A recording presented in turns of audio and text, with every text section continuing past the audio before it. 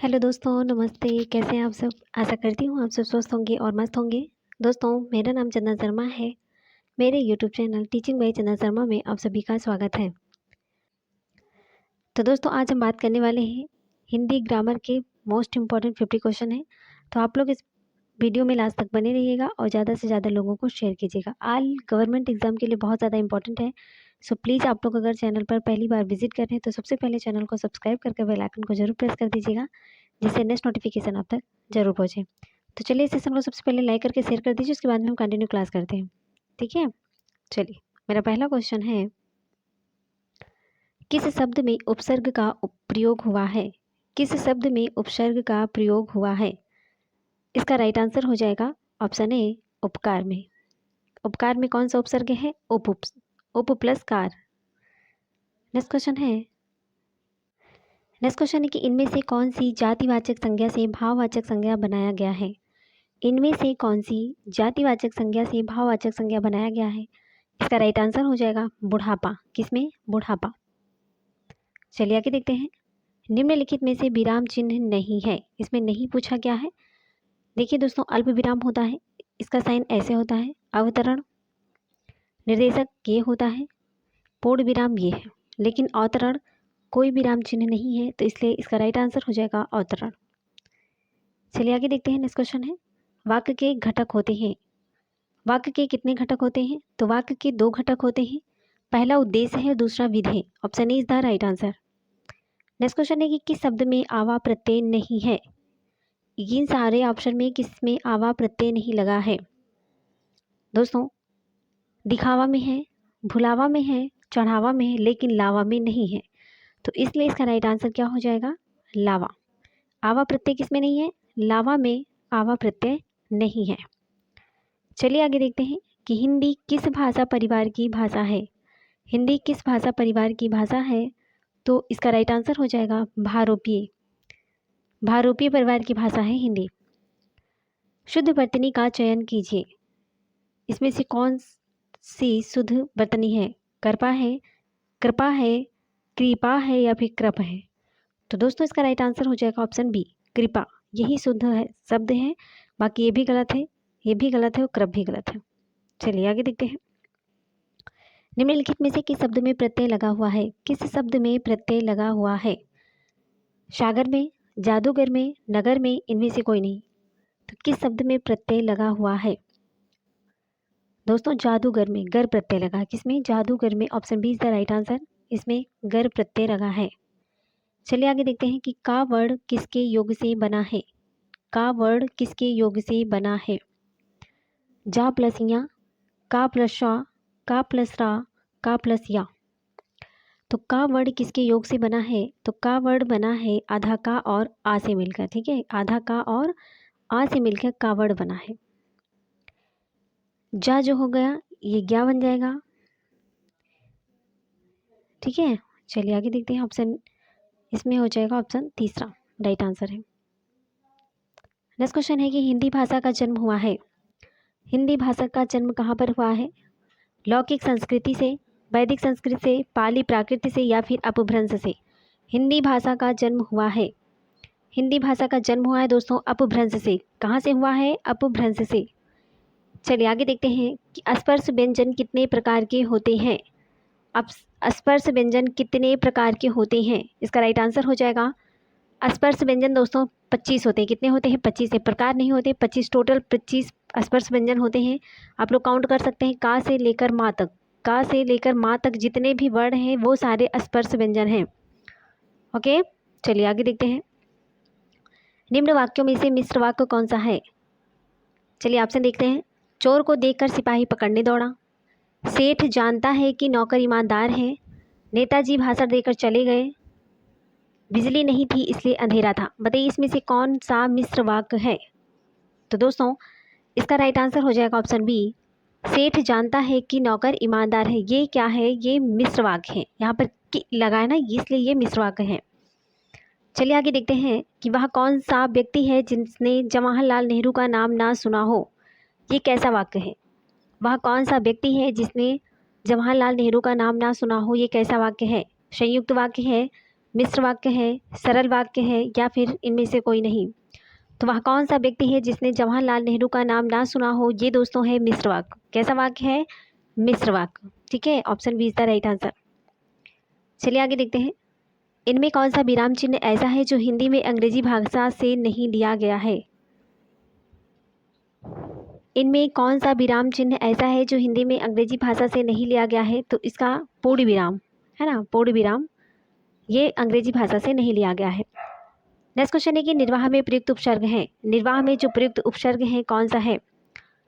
निर्वाह में जो प्रयुक्त उपसर्ग है वो होता है निर। कौन सा उपसर्ग लगा है? निर्व। ठीक है, चलिए आगे देखते हैं। निम्न में से किस शब्द में प्रत्यय का प्रयोग हुआ है? निम्न में से किस शब्द में प्रत्यय का प्रयोग हुआ है? विकल्प में धनिक है, पुलक है, या फिर अलक है? तो दोस्तों धनिक में, किसमें? धनिक में प्रत्यय इक प्रत्यय। धनिक में कौन सा प्रत्यय है? इक प्रत्यय लगा हुआ है। ठीक है, चलिए आगे देखते हैं। यथार्थ में कौन सी संधि है? यथार्थ में कौन सी संधि है? इसका राइट आंसर हो जाएगा यथार्थ में दीर्घ संधि है। नेक्स्ट क्वेश्चन है कि निम्नलिखित में से तत्सम शब्द का चयन कीजिए। इसमें आपको बताना है तत्सम शब्द कौन सा है। खेत है, अजीब है, उद्गम है, या फिर कोट है? तो तत्सम शब्द है दोस्तों उद्गम। उद्गम कैसा शब्द है? तत्सम शब्द है। नेक्स्ट क्वेश्चन है कि भूतकाल के कितने भेद हैं? भूतकाल के टोटल 6 भेद होते हैं। कितने भेद हैं? तो भूतकाल के 6 भेद होते हैं। चलिए आगे देखते हैं। नेक्स्ट क्वेश्चन है निम्नलिखित में से किस वाक्य में अकर्मक क्रिया है? यहाँ पर अकर्मक, जो कर्म रहित है उसे अकर्मक कहते हैं, जो कर्म सहित है उसे सकर्मक कहते हैं। तो यहाँ पर पूछा गया है अकर्मक क्रिया कौन सी है? राम पत्र लिखता है, मैं बालक को जगवाता हूँ, गेहूँ पिस रहा है, या फिर मदन गोपाल को हंसा रहा है। आपको बताना है कि इसमें अकर्मक क्रिया कौन सी है। तो दोस्तों इसका राइट आंसर हो जाएगा कि गेहूँ पिस रहा है। इसमें कर्म नहीं हो रहा है, गेहूँ पिस रहा है। भाई राम पत्र लिखता है, इसमें कर्म लग रहा है, कर्म है इसमें। मैं बालक को जगवाता हूँ, ये भी है कर्म सहित। मदन गोपाल को हंसा रहा है ये है, लेकिन गेहूँ पिस रहा है ये अकर्मक क्रिया है। चलिए आगे देखते हैं कि इनमें से कौन सी शब्द समूहवाचक संज्ञा है। समूहवाचक संज्ञा कौन सा है? सभा है, मिठास है, सोना है, इनमें से कोई नहीं है। तो समूह मतलब कि जिसमें समूहवाचक जो संज्ञा होती है ये है सभा। सभा हो गया, दल हो गया, है ना, जिसमें कई सारे लोग इकट्ठा हो उन्हीं को समूहवाचक संज्ञा बोलते हैं। चलिए आगे देखते हैं। वाक्य के अशुद्ध भाग का चयन कीजिए। वाक्य के अशुद्ध भाग का चयन करना है। राम के धनुष भंग करते ही दूसरे राजाओं के वक्ष पर सांप लौटने लगे, या फिर कोई त्रुटि नहीं। इसमें आपको बताना है अशुद्ध भाग का चयन करना है। राम के धनुष भंग करते ही दूसरे राजाओं के वक्ष पर सांप लौटने लगे, या फिर कोई त्रुटि नहीं है। अशुद्ध भाग है दोस्तों कि वक्ष पर सांप लौटने लगे, ये अशुद्ध भाग है। ठीक है, ये अशुद्ध है। नेक्स्ट क्वेश्चन है कि इनमें से किस शब्द में हलंत संबंधी अशुद्धियां नहीं है? हलंत संबंधी अशुद्धियां किसमें नहीं है? भविष्यत में, श्रीमान में, सत्यचित में, या फिर बुद्धमान में? तो दोस्तों इसका राइट आंसर हो जाएगा बुद्धमान। बुद्धमान में हलंत संबंधी अशुद्धियां नहीं है, बाकी श्रीमान में भी लगता है और सच्चित में। तो ये सारी जो है इसमें अशुद्धियां हैं, लेकिन बुद्धमान में अशुद्धियां नहीं है, ये करेक्ट है। चलिए आगे देखते हैं। नेक्स्ट क्वेश्चन है कि सा कौन सा व्यंजन है? तालब्य सा कौन सा व्यंजन है? बताइए, ऊष्म व्यंजन है, संयुक्त व्यंजन है, अंतस्थ व्यंजन है, या फिर स्पर्श व्यंजन है? ऊष्म व्यंजन आप लोग जानते हैं दोस्तों कौन कौन से हैं? तालब्य सा है, मूर्धन्य सा है, दंती सा है, और हा है, ये स्पर्श व्यंजन है। संयुक्त व्यंजन छा, त्रा, श्रा, ज्ञा है, और अंतस्थ में है या, रा, ला, वा। ठीक है, एंड स्पर्श व्यंजन की बात करते हैं तो का से लेकर माँ तक जो भी वर्ण है वो सारे स्पर्श व्यंजन है। उम्मीद करती हूँ कि हम सारा डिटेल में आपको बता दे रहे हैं दोस्तों। तो ऊष्म में तीनों सा हा होते हैं, संयुक्त में छा, त्रा, ज्ञा, श्रा होता है, अंतस्थ में या, रा, लावा होता है, स्पर्श व्यंजन में का से लेकर माँ तक। तो इसका राइट आंसर क्या हो जाएगा? तालब्य शा में कौन सा व्यंजन है? ऊष्म व्यंजन है। ठीक है, चलिए आगे देखते हैं। देखिए, समुद्र मंथन करना का अर्थ क्या होता है? समुद्र मंथन करने का अर्थ क्या होता है? घोर तप करना, कठोर परिश्रम करना होता है, या फिर दृढ़ प्रतिज्ञा करना है, या फिर उद्देश्य को प्राप्त करना है। समुद्र मंथन करने का मेनली उद्देश्य यही है, इसका अर्थ यही है कि कठोर परिश्रम करना। ठीक है, option B is the right answer. चलिए आगे देखते हैं। चिरायु शब्द में प्रयुक्त उपसर्ग, इसमें चिरायु में कौन सा उपसर्ग है? बताइए। उपसर्ग इसमें है चिर उपसर्ग, है ना, चिरायु में चिर उपसर्ग लगा हुआ है। चलिए नेक्स्ट क्वेश्चन देखते हैं। जस दूल्हा तन बन्नी बराता का अर्थ क्या होता है? जस दूल्हा तन बनी बराता का अर्थ होता है सभी साथी एक ही जैसे, या फिर संगठन से ही कार्य सिद्ध होता है, बेढंगा होना, या फिर सुंदर वस्तु के साथ ही सुंदर वस्तु का मेल होना। जस दूल्हा तन बनी बराता का अर्थ होता है सभी साथी एक जैसे, ठीक है, सभी साथी एक ही जैसे। इसका अर्थ यही होता है कि जस दूल्हा तन बनी बराता।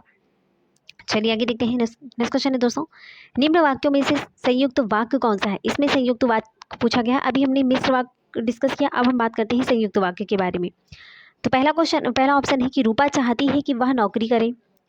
नेक्स्ट है गीता जिस घर में रहती है वह बहुत गंदा है। वह खाना खाकर सो गया, या फिर उसने खाना खाया और सो गया। तो ऑप्शन से ही पता चल गया दोस्तों कि इसमें संयुक्त वाक्य है कि उसने खाना खाया और सो गया। ये जो है वो संयुक्त वाक्य है, तो option D is the right answer. Next question है कि जिस शब्द में उपसर्ग का प्रयोग हुआ है वो क्या है? लाभदायक में हुआ है, अपनापन में, उपकार में, या फिर पढ़ाई में? किस शब्द में उपसर्ग का प्रयोग हुआ है? इसका राइट आंसर हो जाएगा उपकार में। किस में हुआ है दोस्तों? उपकार में। चलिए आगे देखते हैं। अरे उसने तो कमाल कर दिया, ये कैसा वाक्य है? चलिए बताइए। अरे उसने तो कमाल कर दिया प्रश्नवाचक है, विस्मयबोधक है, इच्छावाचक है, या फिर निषेधवाचक? देखिए दोस्तों, क्वेश्चन से ही पता चल गया, अरे उसने तो कमाल कर दिया, तो ये क्या है? ये कैसा वाक्य है? विस्मयबोधक। भाई लोग ऐसे कहते हैं, अरे राजू की पापा ने तो कमाल कर दिया, बहुत ही विस्मय के साथ लोग कहते हैं, तो ये इसका राइट आंसर हो जाएगा विस्मयबोधक। चलिए आगे देखते हैं। भाव शब्द में प्रयुक्त प्रत्यय कौन सा है? भाव में कौन सा प्रत्यय प्रयुक्त हुआ है दोस्तों? तो इसमें होता है आव प्रत्यय लगा है। कौन सा प्रत्यय है? भाव में आव प्रत्यय है, बह प्लस आव, ठीक है, भाव। चलिए आगे देखते हैं। पाठशाला किस प्रकार का शब्द है? रूढ़ है, योग रूढ़ है, यौगिक है, या इनमें से कोई नहीं? तो पाठशाला किस प्रकार का शब्द है दोस्तों? तो ये यौगिक शब्द है। कौन सा शब्द है? यौगिक शब्द है। नेक्स्ट क्वेश्चन है, इनमें से अपादान कारक की विभक्ति क्या है? इनमें से अपादान कारक की विभक्ति क्या है? इसका राइट आंसर हो जाएगा कर्ता ने कर्म को करण से संप्रदान के लिए अपादान से अलग, ठीक है। अगर किसी चीज को अलग, जैसे पेड़ से पत्ते गिर रहे हैं, तो पेड़ से पत्ते क्या हो रहे हैं? गिर रहे हैं। तो यही है ना कि पेड़ से पत्ते गिरे हैं, तो पेड़ से जो पत्ते हैं वो अलग हो रहे हैं ना। तो अपादान में आप लोग यही एग्जाम्पल यही समझेगा कि अगर अपादान कारक की अगर आपको एग्जाम्पल पूछेंगे, जैसे पेड़ जो बंदर पेड़ से कूद गया, तो यहाँ से अलग हो गया ना, ऐसे एग्जाम्पल्स होते हैं अपादान कारक के। तो यहाँ पर से हो जाएगा, ठीक है, क्या हो जाएगा? से। अपादान कारक की विभक्ति क्या है? से। कर्ता ने कर्म को करण से अपादान के लिए अपादान, कर्ता ने कर्म को करण से संप्रदान के लिए अपादान से अलग, ठीक है। चलिए आगे देखते हैं। वाक्य के अशुद्ध भाग का चयन करना है। यहाँ पर आपको बताना है अशुद्ध भाग कौन सा है, बताइए। तुम कक्षा में आते हो, या फिर कोई त्रुटि नहीं, साथ क्यों नहीं लाते, लो तुम्हारी पुस्तक। आपको बताना है कि इसमें अशुद्ध भाग कौन सा है। देखिए दोस्तों, इसमें अशुद्ध भाग है तो तुम्हारी पुस्तक, तो नहीं होगा, लो तुम्हारी पुस्तक होगा, तो नहीं होगा। तो इसमें तो जो दिया हुआ है दो शब्द, यही इसमें अशुद्ध है। नेक्स्ट क्वेश्चन है कि पवित्र का प्रयुक्त संधि का नाम क्या होता है? पवित्र में कौन सी संधि है? पवित्र जो एग्जाम्पल है इसमें कौन सी संधि है, बताइए। गुण संधि है, अयादि संधि है, वृद्धि संधि है, या फिर कोई नहीं है? तो पवित्र में अयादि संधि है। कौन सी संधि है? अयादि संधि है, प प्लस इत्र होगा। चलिए आगे देखते हैं। इनमें से किस शब्द में वर्ण संबंधी अशुद्धि है? इनमें से किस शब्द में वर्ण संबंधी अशुद्धि है? अनाधिकार, अनुकूल, अमरूद, या फिर स्थान? तो दोस्तों, अनाधिकार भी सही है, अमरूद भी सही है, स्थान सही है, लेकिन अनुकूल गलत है। अनुकूल नहीं होगा, अनुकूल होता है। क्या होता है? अनुकूल होता है, ठीक है, अनुकूल होता है। चलिए, तो यहाँ पर इसका राइट आंसर हो जाएगा अनुकूल, गलत है, ठीक है, अशुद्धि पूछा गया है। नेक्स्ट क्वेश्चन है कि उसने कहा कि मैं घर जाऊंगा, ये कैसा वाक्य है? उसने कहा कि मैं घर जाऊंगा, प्रश्नवाचक वाक्य है, मिश्र वाक्य है, सरल वाक्य है, या फिर संयुक्त वाक्य है? उसने कहा कि मैं घर जाऊंगा, उसने कहा कि मैं घर जाऊंगा, ये कैसा वाक्य है? ये है दोस्तों मिश्र वाक्य है। क्या है? मिश्र वाक्य है। चलिए नेक्स्ट क्वेश्चन है कि जाके पाँव न फटे बिवाई, सो क्या जाने पीर पराई, इसका अर्थ क्या होता है? ऑप्शन ए है कि जिसके ऊपर बीतती है वही जानता है, या फिर दूसरों के कष्ट को अनुभव करना, कठोर होना, या फिर दयालु होना। तो जाके पाँव ना फटे बिवाई, सो क्या जाने पीर पराई, इसका अर्थ ये होता है कि जिसके ऊपर बीतती है वही जानता है। इसका अर्थ यही होगा, ठीक है, कि जिसके ऊपर बीतती है वही जानता है। नेक्स्ट क्वेश्चन है कि निम्नलिखित मिश्र वाक्यों में से कौन सा विशेषण उपवाक्य है? निम्नलिखित मिश्र वाक्यों में से कौन सा विशेषण उपवाक्य है? ऑप्शन ए है मैं चाहता हूँ कि आप यहीं रहें, जब मैं स्टेशन पहुंचा तभी ट्रेन आई, मैं कहता हूँ कि तुम भोपाल जाओ। लखनऊ जो उत्तर प्रदेश की राजधानी है एक ऐतिहासिक नगर है। इसमें मिश्र वाक्य का उपवाक्य कौन सा है दोस्तों? इसका राइट आंसर हो जाएगा लखनऊ जो उत्तर प्रदेश की राजधानी है एक ऐतिहासिक नगर है। Option D is the right answer. चलिए आगे देखते हैं। इनमें कौन सा शब्द समूहवाचक प्रत्यय नहीं है? प्रत्यय नहीं है पूछा गया है। लोग, प्रेस, वर्ग या फिर गण। तो इनमें कौन सा शब्द समूहवाचक प्रत्यय नहीं है? इसका राइट आंसर हो जाएगा press. Option B is the right answer. Next question है कि विरोध करने के लिए सही मुहावरा क्या है? विरोध करने के लिए सही मुहावरा है सिर झुकाना, सिर उठाना, सिर काटना, सिर चढ़ाना। तो विरोध करना के लिए सही मुहावरा होता है दोस्तों सिर उठाना। क्या हो जाएगा? सिर उठाना। नेक्स्ट क्वेश्चन है कि इनमें से किस शब्द में चंद्र बिंदु संबंधी अशुद्धियां हैं? अंगना, पहुँच, दांत या फिर चांद। देखिए चंद बिंदु संबंधी अशुद्धियां हैं दोस्तों पहुँच में। किसमें है? पहुँच में, क्योंकि चंद बिंदी पहुँच में ऐसे लगेगा, ठीक है, ऐसे लगेगा। चलिए आगे देखते हैं। मतैक्य में कौन सी संधि है? मतैक्य में दोस्तों वृद्धि संधि है। जिसमें दो पूछ है वो वृद्धि संधि है, जिसमें एक पूछ होती है वो गुण संधि है, ठीक है। जिसमें डबल पूछ वृद्धि है, जिसमें एक पूछ गुण संधि है। चलिए आगे देखते हैं, ट्रिक है। नेक्स्ट क्वेश्चन है ऊष्म और संयुक्त किसके प्रकार हैं? ऊष्म और संयुक्त किसके प्रकार हैं? स्वर के हैं, व्यंजन के हैं या फिर दोनों या फिर इनमें से कोई नहीं? तो ऊष्म और संयुक्त किसके प्रकार हैं? इसका राइट आंसर हो जाएगा दोस्तों व्यंजन के प्रकार हैं, स्वर के नहीं है, व्यंजन के हैं। नेक्स्ट क्वेश्चन है कि राम घर गया उसने माँ को देखा का संयुक्त वाक्य क्या बनेगा? तो राम घर गया उसने माँ को देखा, इसका जो संयुक्त वाक्य है कैसे बनेगा? चलिए देखते हैं। राम ने घर जाकर माँ को देखा या फिर राम घर गया अतः उसने माँ को देखा। राम घर गया और उसने माँ को देखा, इनमें से कोई नहीं। तो राम घर गया उसने माँ को देखा का संयुक्त वाक्य बनेगा दोस्तों राम घर गया और उसने माँ को देखा, ये संयुक्त वाक्य है, ठीक है। चलिए नेक्स्ट क्वेश्चन है निम्नलिखित में से तत्सम शब्द का चयन करना है। इसमें आपको तत्सम शब्दों का चयन करना है। वर्षा होगा, आंसू है, हाथी है या फिर बारात है। तत्सम शब्द कौन सा है? तो दोस्तों वर्षा जो है ये तत्सम शब्द है, वर्षा तत्सम शब्द है। नेक्स्ट क्वेश्चन है कि बेइंसाफी में प्रयुक्त कौन सा उपसर्ग? बेइंसाफी में कौन सा शब्द प्रयुक्त है दोस्तों? तो इसमें बे, बहुत ही सिंपल क्वेश्चन है, इजी भी है, बे है ना, बे प्लस इंसाफी से बे उपसर्ग प्रयुक्त हुआ है। चलिए आगे देखते हैं। किस शब्द में उपसर्ग नहीं है? आपको बताना है किस शब्द में उपसर्ग नहीं है। पराजय में, ओढ़ना, अपवाद या फिर प्रभाव। तो किस शब्द में उपसर्ग नहीं है दोस्तों? तो ओढ़ना में उपसर्ग नहीं है। चलिए आगे देखते हैं। पुरोहित में उपसर्ग है। पुरोहित में कौन सा उपसर्ग है? पुरहा। कौन सा उपसर्ग है? पुरहा। चलिए नेक्स्ट क्वेश्चन है इनमें से किस शब्द में लिंग प्रत्यय संबंधी अशुद्धियां हैं? लिंग प्रत्यय संबंधी अशुद्धियां किसमें है?